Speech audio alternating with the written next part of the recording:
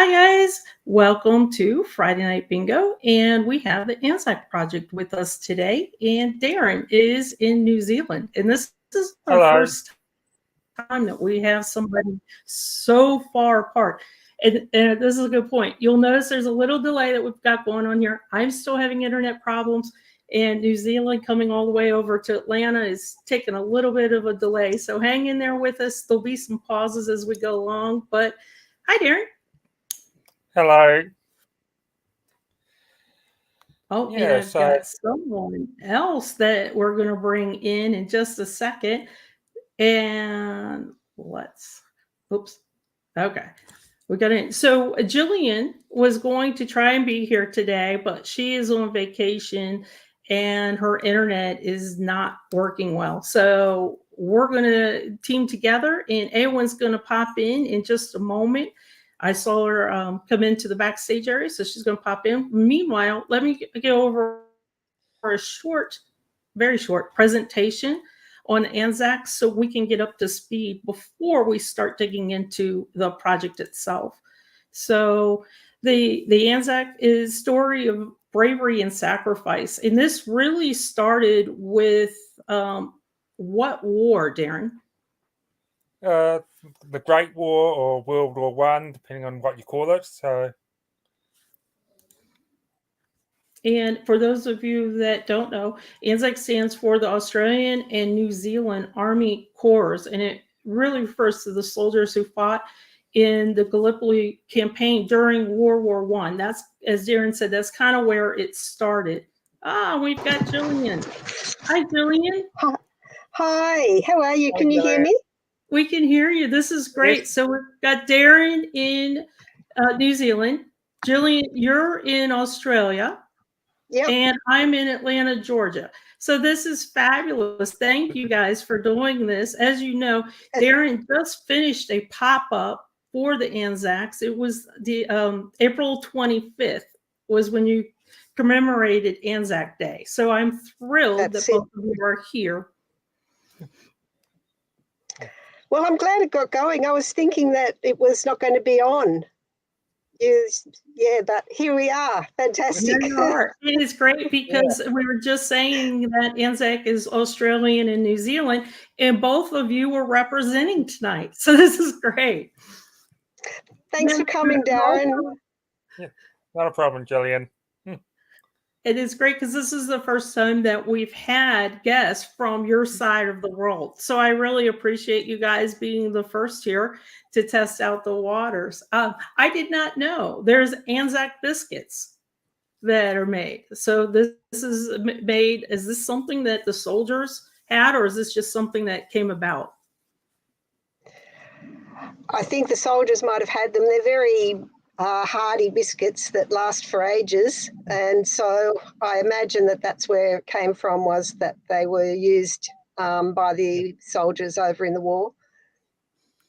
And then I want to put this little disclaimer that I'm not an expert. Probably Darren's a lot more knowledgeable than I am, so just please excuse my. I'm here to honour the soldiers, not because there's lots of people who know more than me about the Anzacs. And also, look, Sandy, I want to thank you very much for asking us to come on, and thanks to all the people who are here today. I agree. I can tell you that we have learned throughout my travels of WikiTree this week, talking up about this particular bingo session, we have learned that we have a lot to learn about World War One. A lot of us know just a bit, and so don't feel like you're out there on a limb. We're with you because we're learning as well. And we were talking how the Anzacs really started with World War One at Gallipoli, and it was known as the Dardanelles. Did I say that correctly? Dardanelles. Yeah, that's the strait that goes from the Aegean Sea to the Sea of Marmara, which goes through to Constantinople or Istanbul. No, Darren, cuts right through Turkey. right through Turkey. Now, wasn't this Winston Churchill's disaster plan? Wasn't this a failure for him? Yeah, way bit. It certainly wasn't a successful campaign, no.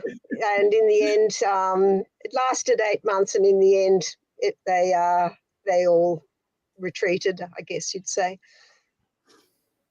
And then because of this and the great loss, this is kind of the start of your Anzac commemoration, your day of commemoration on April 25th. And how many died between the Anzacs? Just trying to remember now. I think it was about 11,000 Australians. I'm not very good with the numbers, but it was a lot. A lot of Australians and a lot of New Zealanders died in the various theatres of the war. It was about a huge number on all sides, on British and the Germans and the French. It was just a terrible 4 years in terms of the number of people. Like we sort of worry now. We say, 2 people died or 4, but just it was just a huge number of people died in the First World War. Is this wasn't the first time that New Zealand and Australia combined their armies, right? The Boer War was before this? I don't know whether they were fought as Anzacs during the Boer War. Do you know, Darren? No. I know that New Zealand sent contingents and Australia sent contingents, but I don't know whether they were combined or whether they were just under British authority or what. And then let's talk a little bit about some of the things that you do to commemorate. So again, we want to just mention that ANZAC is the acronym for Australian and New Zealand Army Corps. So when you see that, you know that we're dealing with those 2 countries and specifically an Army Corps. And the symbol of remembrance is a sprig of rosemary.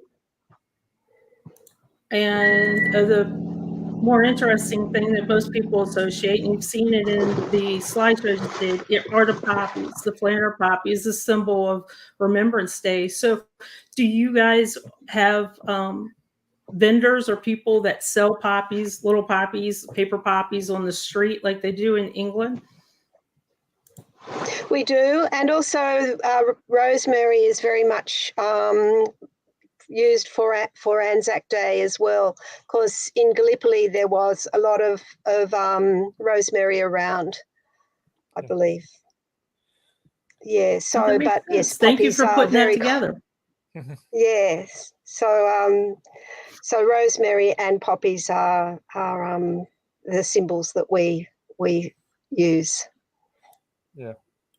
And New Zealand, and I want to let everybody know that if you have questions, put them in the chat. We will answer them towards the end. We're going to try and get through as much of the information that we can first, and the bingo cards will also provide a lot of information. But if you have specific questions, try and put them in the chat. We'll get them at the end. If we do not get them, both Darren and Jillian can be reached at the Anzacs Project. So keep that in mind as well. So we're dealing with a lot of interesting internet here. Worldwide internet issues abound. So bear with us. And I just put the link down for the project as well. Okay, so let's talk about the project. Let's bring the project page up. And this was started, I guess, to make sure to understand that it's a collaboration between the Australia project and the New Zealand project, but there's a special need for this particular project, right, Jillian? Oh, yes, that's right, because if we just had the military under the Australian project, then it really doesn't cover New Zealand and Australia together. And so it really sits under or sort of overlapping a number of other projects. Also, I guess the Great War Project and, definitely the Australian and New Zealand projects. So it sits under the other military and war projects with the other military and war projects and as a bit of a standalone. And it covers probably the focus of the project. Over time, the focus has changed a little bit, but these days we're focusing on the actual theatres of war where the New Zealanders and Australians fought together, which was the First World War and a few times in the Second World War and in Vietnam, a small section in Vietnam. But we also see that it's big picture as well and the Anzac spirit. And so, yeah. Can you define that? I see that a lot. What is the Anzac spirit?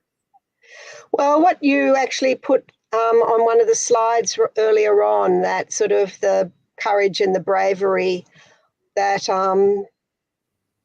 that people saw that the Anzacs together, the New Zealanders and Australians showed at Gallipoli. So even though it was unsuccessful as a campaign, the way that the New Zealanders and Australians fought really showed determination and courage and willingness to sort of go in there and really do our best, even despite things not going well. And that sort of became... Sorry? No, I was trying to think of another example. Now, I know that, we're comrades and we join together sometimes and more, but I was trying to think of another example where two countries actually formed a unit as like the Anzacs. And I don't know. I'm not a war historian, so I need to point that out, but I don't know of another example like that. Well, Australia and New Zealand have always been close, and even like when Australia federated in 1901, New Zealand had an opportunity to join Australia. So yeah, we've always been close.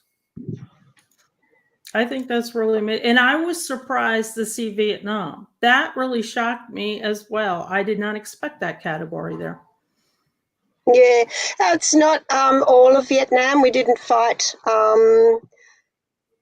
with Australia and New Zealand together for the whole of the Vietnam War. I think there was just one particular corps that was set up that was fought in a component of that war.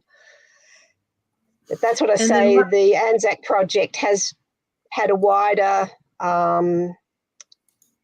focus, but which may not all be specifically Anzacs. Okay, and then let's talk about a couple profiles. I am not one to read profiles. I like to give the links, but this one was very interesting to me. This was a random one that I picked up, and I will not lie, as I was doing my work and research this week, I did share this with my Appalachia project, and wouldn't you know it, someone in that project said, you need to look at the connection because this person is connected to you. So now I have a family line into Australia. And this was a random profile that I picked. So I'm going to drop this link so everybody can see. I was shocked. I was totally shocked and amazed. And I thought it was fabulous from a random one. But let me read this one just a little bit. I'm not going to read all of it. But this gentleman, it was just one of those crazy, amazing, good things that came from this individual. And you can see his photos. And I will tell you that the Anzac profiles are beautiful. They are very beautiful, guys. I spent all week reading them. They're beautiful. Your stickers are beautiful. I just am blown away by your work. But this particular gentleman, Harry, was armed only with 2 revolvers, attacked an enemy machine gun. He killed or captured the entire crew, and although severely wounded in the head, carried on until the final objective was captured. He twice went over open ground under heavy artillery and machine gun fire to obtain ammunition, and although suffering from the loss of blood, continued to fill magazines, serve his gun until seriously wounded in the head by a sniper. And let me continue just a little bit further. His wounds were so severe that his skull was shattered and brain was exposed, and he was evacuated to England for medical treatment.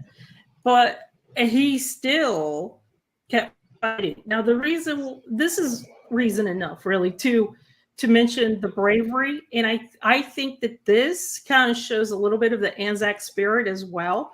But it's kind of a timely thing as that's mentioned in here.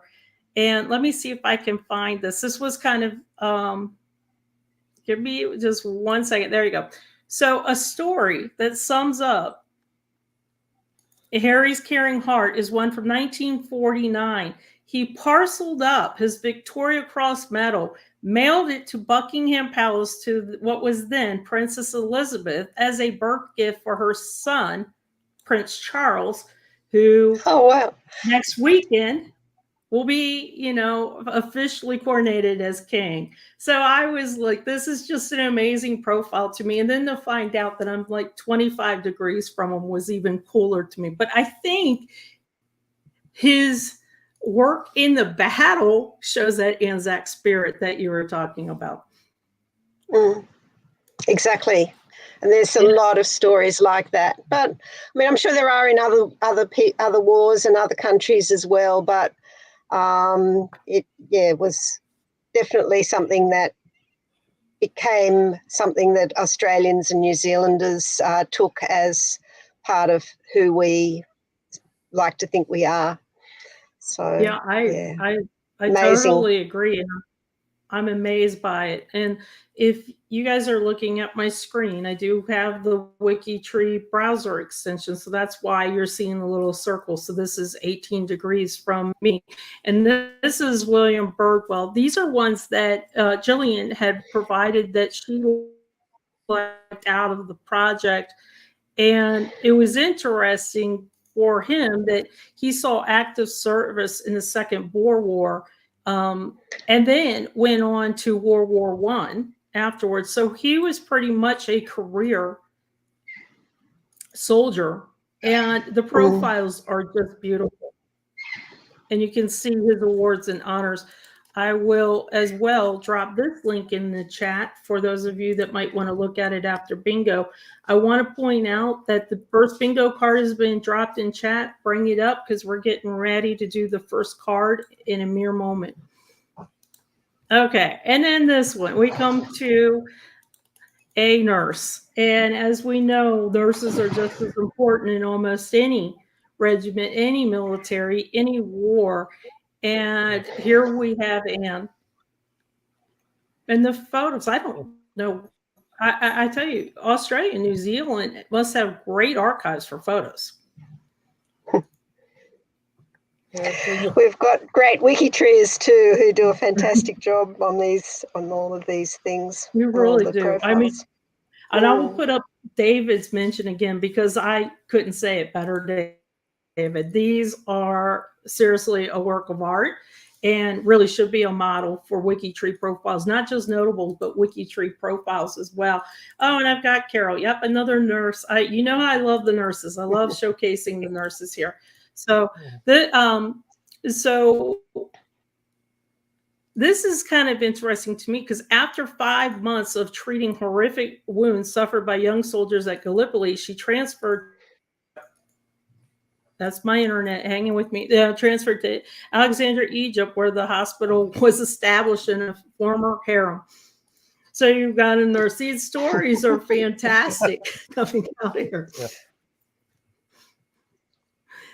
They are amazing. So let me do one more, and then everybody everybody gets your bingo card up and ready to go. So we've got Captain Alfred Shout. And again, I just wanted to point out the stickers. You guys have fabulous stickers as well. They're really awesome. So you've got the South African border horse served with that in the Second Boer War. You've got he migrated. You've got the Anzac for the First World War. You show his cross. And then here we go. We've got the poppy sticker as well. And for Shout, he was awarded the VC for his actions at Lone Pine in August 1915. So we're talking World War I during the Gallipoli campaign. After the Ottoman forces had counterattacked, seized a large stretch of Australians' front line, Shout gathered a small party of men, charged down one trench, and we know World War I is all about the trench warfare, charged down one trench, throwing bombs and hand grenades. He just went for it. And he killed 8 Turkish soldiers, managed to clear others to retake the entire trench in a similar action later that day, and supported another officer. He recaptured further ground amid fighting. This is amazing. Not only are the profiles beautiful, but the actions of the Anzacs are totally amazing to me. Yeah. Just need to say the stickers are a lot of the stickers are military and war stickers. So they're available for a lot of other countries as well. So yeah. And they just really point out the path, I think, of this gentleman. So this was amazing. Let's go ahead and play some bingo. Oh, well, this is cool. So, Jillian, you are the first person I work with on my first thon with the old Sangring strollers. Thank you for being such a wonderful career from Carol. We always talk about going back in the day. I remember the strollers. Okay, so everybody ready for bingo? Let me go ahead and tell you the rules real quick, especially if this is the first time you played bingo. If you have won at WikiTree Friday Bingo so far, you are not eligible yet. You have to wait 6 months, and we have not been doing this for 6 months yet. So you have to wait. To get bingo, you can either get straight down, straight across, or diagonal. Either of those, just one line, that's all you need. You don't need all three. And the first person that types bingo as loud as you can type it into the chat wins. So 5 of you might win at the same time, but whoever's the quickest typist wins the bingo. And you win a great prize. And thank you, Stephen. Sometimes I have free spaces, sometimes I don't. And this time we have free spaces. So go ahead and with your mouse, dab that free space. And if you guys are ready, Jillian, this is going to be words based on the Gallipoli campaign that you gave. And I love how you separated these out. And I should point out one more thing real quick. We were going to do a little bingo trivia that everybody likes, but with my internet connection, I didn't trust it. So we just put the hint and answer all on one bingo square. So 8 months, that was the total length. I was surprised at that. Yeah. And let me give Richard, we'll catch you up with the bingo. This is the first word, Richard, so you're not too late. So 8 months. Okay, who wants to pronounce this for me?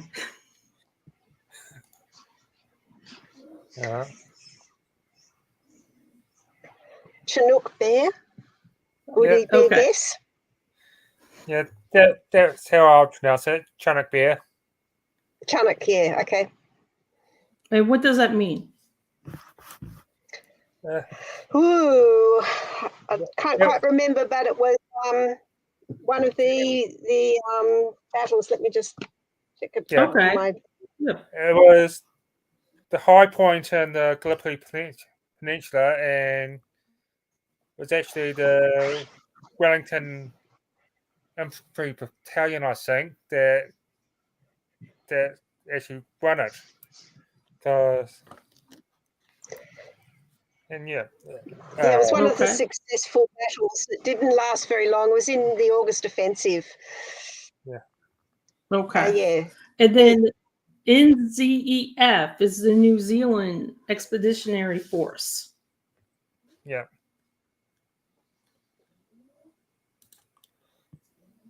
And I guess would this complement the AIF would be the Australian side? Yep. Yep.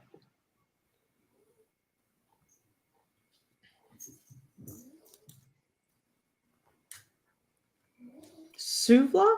Did I say that right? Suvla Bay? Yep. Yep. That was the start of the August Offensive, was when they came into Suvla Bay. Yeah, so that's just a wee bit. Oh, never mind.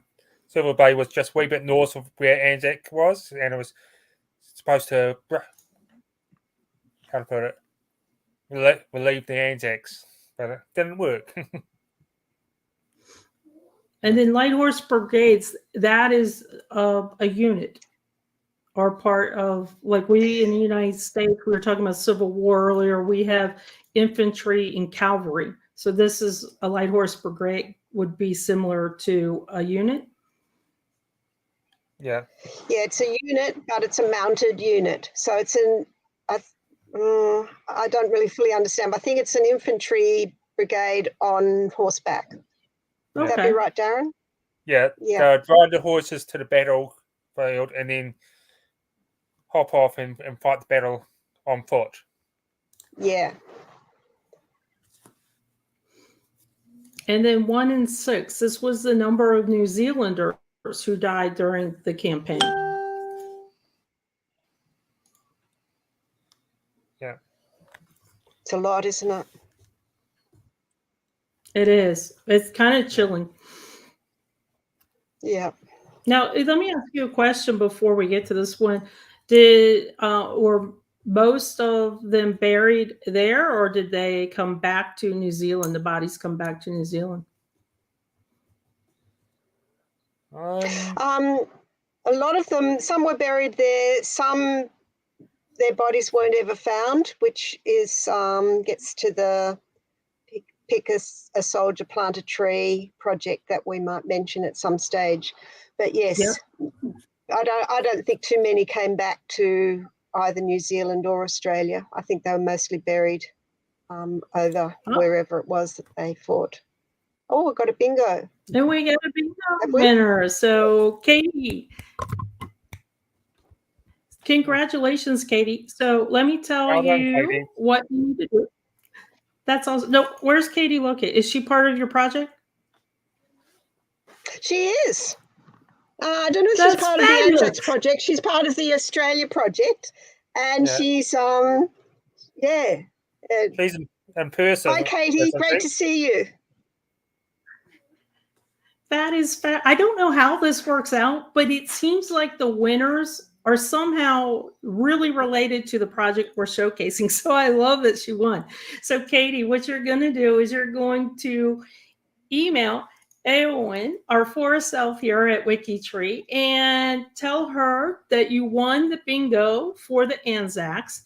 She will give you the information. She'll email you back the information of where you can go shopping for your WikiTree branded prize.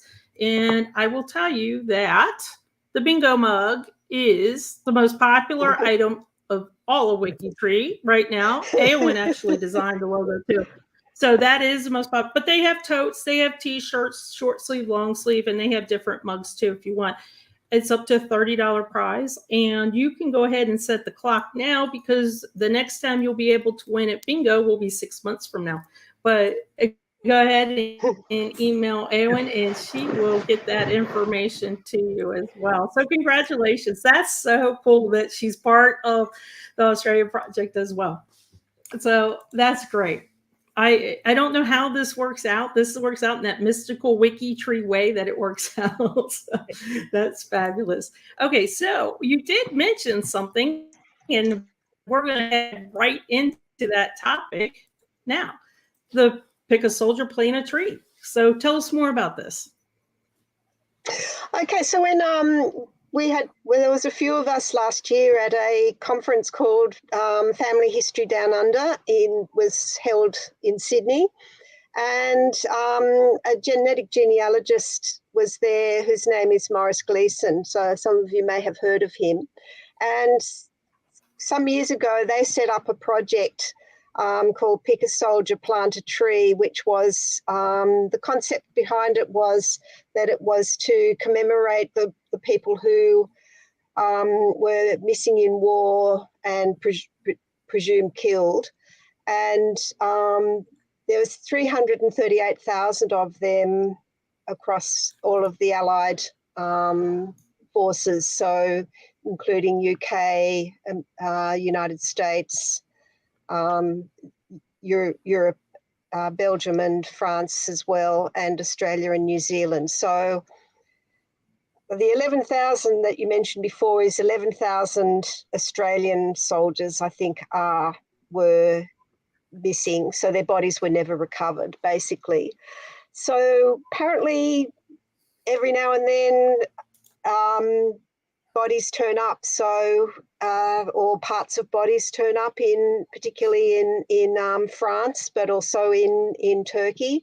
And so the concept behind the Pick a Soldier, Plant a Tree project is that it will, if we're able to link soldiers who were missing with their family tree, then with all the new developments in DNA, that it will make it easier to be able to identify who the soldier is, and then be able to let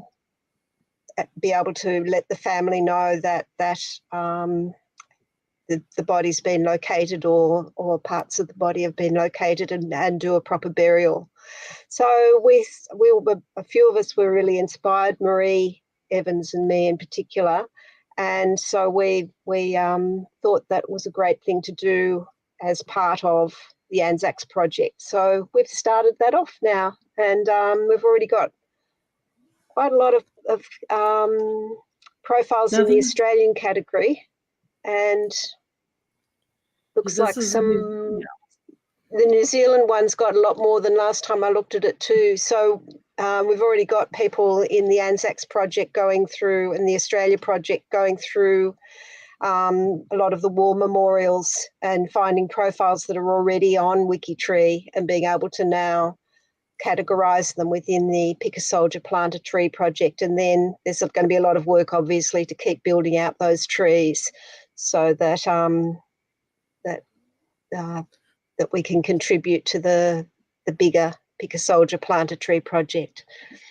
So we're very excited about it. If these are in these categories, does that mean that they've been identified?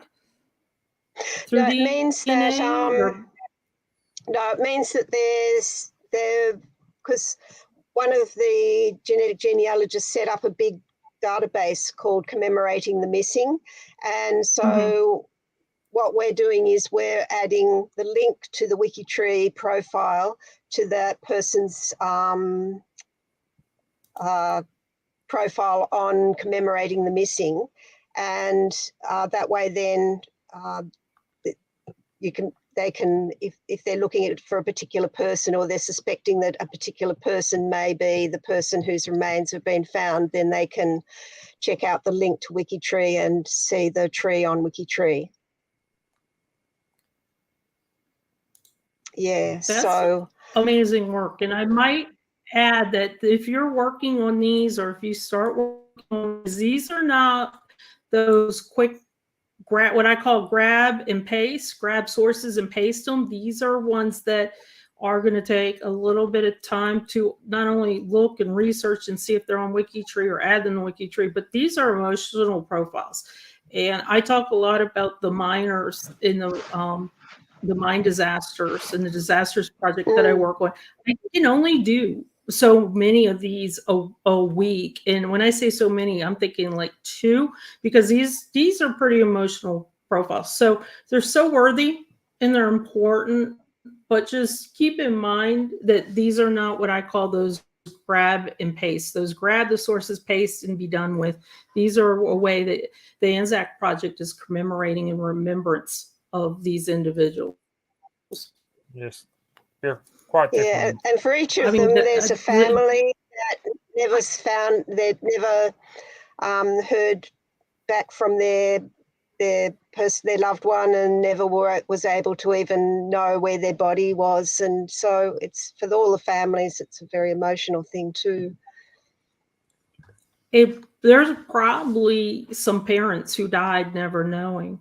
There might be some nieces and nephews left, maybe if they had children, some grandchildren. But yeah, this kind of gave me chills when I was looking through it earlier, and it gives me chills now, because knowing that you guys are doing such a wonderful job to bring these people into light and into life again, and say that they mattered and they mean something. So what a wonderful thing. So it's WikiTree's way of planting a tree. Exactly. Now, I want to go back real quick, because Katie did mention something too. So let me bring this up. Katie said, I was privileged to be at the Anzac Cove for commemoration for the 90th anniversary of the Gallipoli landings in 2005. I can't even imagine the experience that you had being there. It's amazing. And she followed up with, it was a very, very special, especially as I was there as a member of the Australian military. I just can't imagine. And she won the prize today. That is really. And then a couple comments. The NICE project. It's not just me. I think I've just sort of come in to help out, but there's a lot of people have put in a lot of work into this project.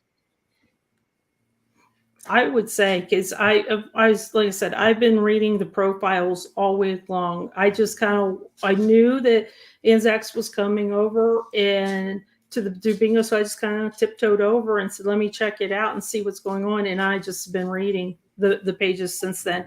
A lot of these soldiers were quite young and don't have descendants, so making sure they are commemorated and remembered is important. I agree, Marla. And then we have some that need to create second cousins tries removed. And this might be a way for somebody to jump into a project. And Mari said, again, I hope if remains are found, that having the tree already created can speed up the process of finding living relatives at DNA test. And I like to say that this is the power of WikiTree when we talk about the projects. For example, you were mentioning at the start of this that the Anzacs are part of the military project as well as the Australian and New Zealand. But this brings the power of WikiTree to a whole different level. So if somebody does find some remains and can test and find the individuals here, and we built the tree, that is a very quick way to get information to the families. I hadn't even thought about that. Yeah. And then one more from Carol, a side comment: retired soldiers on Okinawa whose remains of U.S. soldiers that died during the battle, but DNA is used to ID and bodies are sent back to U.S. for burial there. So I think it's kind of on a similar plan. If you guys have noticed, please go ahead and bring up your second bingo card, because we're going to be doing the second bingo card in just a mere moment. I want to touch on one other thing before we do bingo, and then we're going to come back and look at some profiles. But a side project is the women in wartime. And at first glance, I thought, okay, we're talking about the nurses. But this page really enlightened me. We're not just talking about the nurses. There's a lot of work that was done by the women. They were teachers. They were the nurses. And then we've got the different wars. We've got the Boer War as well as World War I. There was the nursing corps. There were women who reached the medal awards for their war work. And I love how you have them separated out. The interesting thing, they're all sisters. So these were all nuns. Do you think? I think these were all nuns. Or I think all... it could be sisters, could be nurses too. Okay. That's what I wanted to double check, because so I wasn't sure. Sisters is how they often referred to nurses. Yeah. And then you've got you're broken out too, as well as the New Zealand women and Australian Land Army. There's so much more that women did that I didn't realize was involved in. And when the Korean War, we didn't really talk about the Korean War, we talked about the Vietnam War, but the Korean War as well. And then the war was. So I'm going to drop this link also in the chat for anybody who wants to read a little bit more. It's fascinating information to learn about the different ways. When we were doing the Civil War earlier today, we were talking about women in the U.S. Civil War, and there were spies and nurses we showcased. And then now we're talking about women with the Anzacs in different wars, and they actually left their home and country. With the U.S. Civil War, they pretty much stayed in place, but these women left their home and country to participate in the war. Okay, let's bring up the second bingo card. And Jillian has titled this card, The Western Front in Palestine. Could you explain that to us? Well, obviously after Gallipoli campaign, they left that theatre of the war, and many of the people that had been fighting in Gallipoli and new troops that were coming in went over to the Western Front and served in France and Belgium, fighting there. And also a group of people then went up into further up into Egypt and to Palestine, and or down to Egypt and Palestine, and were fighting in there, I think, still against the Ottoman Empire in Palestine. And so they were sort of two other major theatres where the Anzacs were fought during World War I. And then we talked about Anzac Day. That just occurred. And Darren, you had a pop-up on WikiTree, and you said that went really well. Yeah, it seemed to go quite well. Yeah. I saw lots of people in the New Zealand Discord channel running up profiles. There was good things in the GDG post and in the Australian Discord channel as well. So it's like how to put it, make people think and look. And of course, and you'll see a lot more pop-ups with WikiTree with different topics throughout the year. Darren's kind of in one of the first groups that's starting it, and we had Titanic on bingo not long ago, and they did a pop-up as well. So you're going to see a lot of these pop-ups where you're going to be introduced to projects as well as outside of this bingo and get a chance to help out. Now, the light-mounted rifles is going to be another unit. And it was the one I was thinking about was from Auckland. So similar to the light horse, but again, came in on horseback and then fought as infantry when they reached the battle. Yep. Okay, in Meningate? That's in Belgium, and it's a memorial. And I think every day at 6 p.m. they sound up the last post, and it's a big commemoration or big memorial there. I think there's the names of 55,000 soldiers on there that that were killed in action. I think, yeah. So it's a huge memorial. It's at Ypres where a lot of the fighting in Flanders, which was part of Belgium, took place in that area around Ypres. In mud. Kind of a feat of the Western Front. They just fought in mud. It was pretty awful. Yeah, the main reason was the Germans had the high ground, so the Allies had the low ground, and of course, all the water goes downhill, and you end up in mud. And tanks got they brought tanks in at one stage, and the tanks got stuck in mud, and there was just mud everywhere. So it was a difficult campaign to win and get out of. It sounds like. And don't forget, everybody, to win bingo, you get horizontal, vertically, diagonal, but the first person who gets all one row has to type bingo in Camel Corp.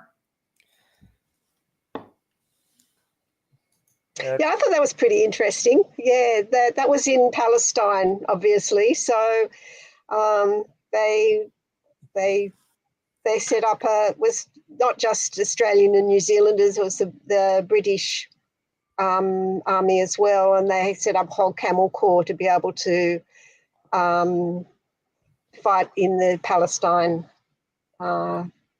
campaign. Pretty amazing. This one, I think everybody will probably know the song. Yeah. Sadly, this is probably a common throughout the world. Beersheba? Yeah. Palestine. That was. I didn't. Go on, Taryn. Yeah, so it's currently southern Israel now, so it's like one of the battles that was fought in the Palestine campaign.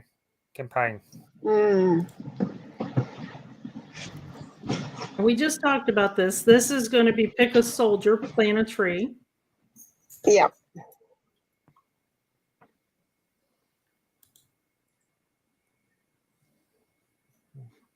In the casualty clearing station. Yeah. So that was the name of the hospitals, just sort of back from the front line, where the soldiers who were wounded would come in and be treated, and well, yeah, that was the name for CCS. They sometimes got called. Yeah, the casualty clearing stations were the hospitals behind the front line.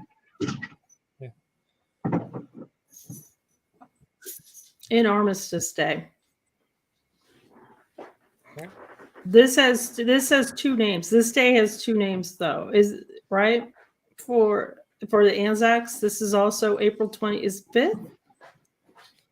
It's April 25th. No, it's 11th of November. 11th of November. Okay, I wasn't sure. Yeah. Yeah. So that's the end of World War One. In Belgium. But yeah, we also call it Remembrance Day. That's what I was thinking of. Thank you for correcting me. But I knew that had two different words there. In Belgium, that one's pretty self-explanatory. I can't believe that no one's won bingo yet, because Katie won so quick. This particular lady, we're going to look at her profile as soon as this bingo game is done. But she's pretty important too, the Anzacs. She's another nurse, and I think was she the one that won the BC Victoria Cross? Military medal.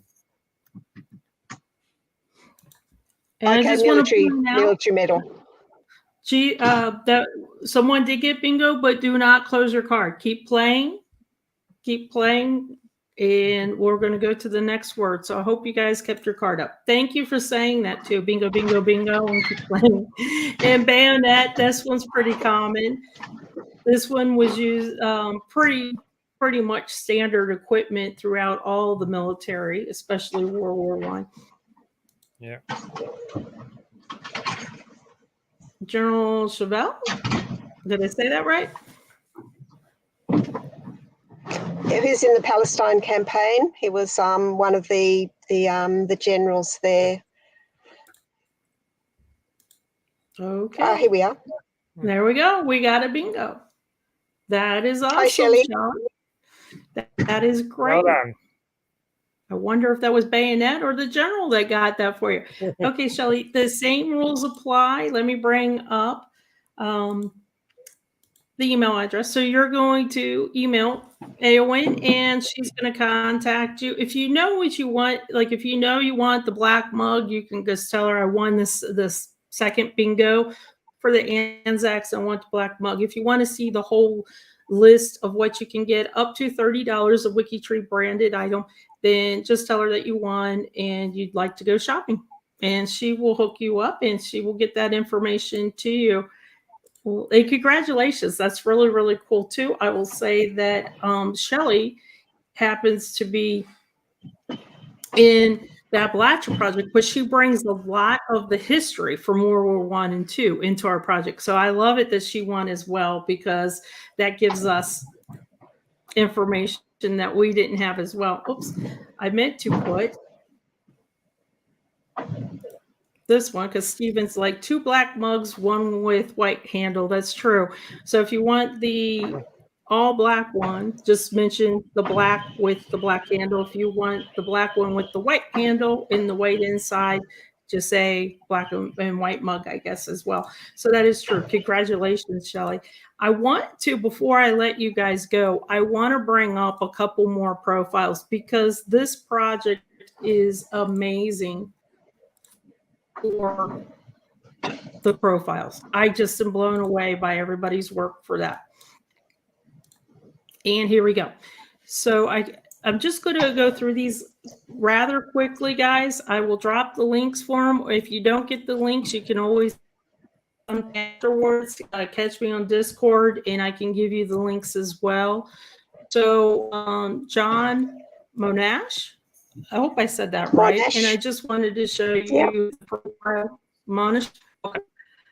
And it's just a really beautiful profile and pictures. I love the pictures, but his skills in planning a military precision and personality overcame constant and vehement persecution based on his German Jewish ancestry. So again, I like to say the power of WikiTree. We've got not only the Anzacs, but we're also bringing in the Jewish Heritage Project a little bit too, based on his ancestry. I thought that was really amazing and a different profile than I was expecting you guys to bring up. And we did talk about Alice Ross King. And would one of you like to tell us why you included this profile? I included her because she got the military medal, and she was she was just amongst a group of really brave nurses on the Western Front. I'm just trying to remember, is that the story where the casualty clearing station got bombed? Yeah. And yeah. Incredible. So this was kind of interesting too, through. because she was in these canvas tents. There's no protection with canvas. You know, there really isn't. Maybe rain if you're lucky, but she's in the canvas tents and it got bombed, and she still continues to work and treat these soldiers. So that was amazing as well. We've got Henry Chauvel. I said that name wrong again, I think, but we just saw him in the bingo. And I don't know how you guys get these photos, but they're awesome photos. I wish we could get more photos for our own wars in the U.S., but these are awesome photos. Yeah, well, it did seem to be a saying that when the soldiers going off war, they get professional photos done, and a lot of those have survived. And I think that's just fabulous. And he seems very important to the Anzacs as well. It says here he's responsible for one of the most decisive victories and fastest pursuits in military history. I thought that was interesting. The fastest pursuit kind of was what caught my eye. And John Royston, another fabulous photo, South African born soldier. And I think down below I've got some information on him. There we go. So in temporary command of the 2nd Light Horse Brigade, the massively built 56-year-old Royston galloped around the battlefield with astounding energy and courage, 56 years old, reputedly riding 14 horses to a standstill. That could be one of those great folklore tales, or it could be true, but it's stuck with him now. So that's what he's known by.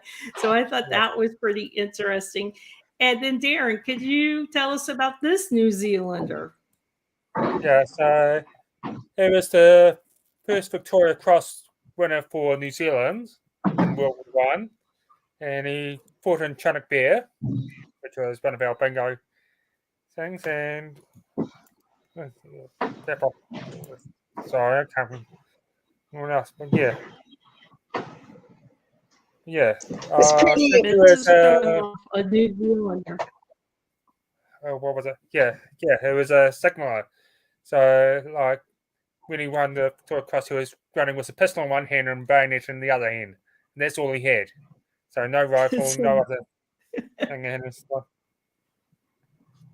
Yeah, and then if that doesn't describe Anzac spirit, I'm not sure what does at that point. That is amazing.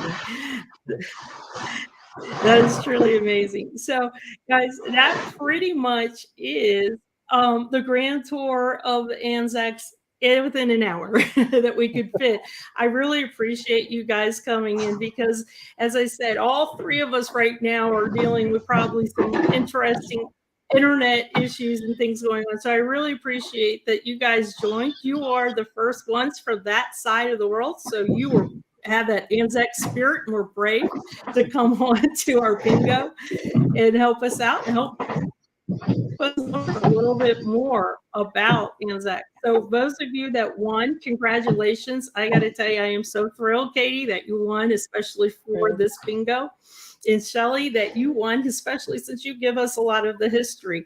Before I let you guys go, I just want to point out that we are not here next Friday because that is Friday date night with Julie. We're always here every other Friday. So we will see you in 2 weeks, and we have special guests as well. Then we are going to be researching with Germany project with Flo from Germany, as well as DNA with Mags. And that I will tell you that the Civil War this morning, the Anzacs today that you're watching, the Germany research, and the DNA were all because of you guys. You guys suggested this. I didn't go out and just start saying, hey, you're going to be on my bingo. I went out and said, you were a viewer request. WikiTree's want to know more about you.